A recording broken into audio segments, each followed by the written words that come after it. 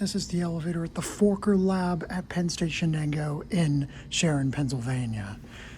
I don't know what this was originally, but Sadler's modernized by Marshall.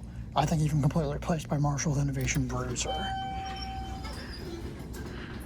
Third party, not a ThyssenKrupp. It actually says like Marshall under the no smoking on the top of the COP.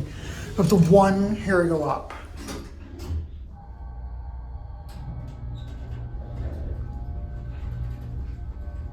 And here, G and up arrow don't work.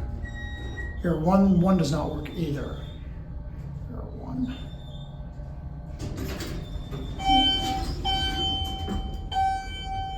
Oh, predator there. Go back on the ground.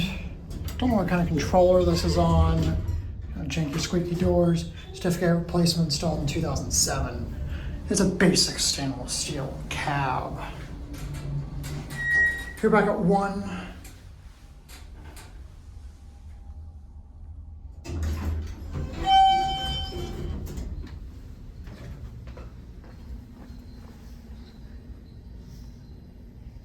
There goes the nuts gonna be at.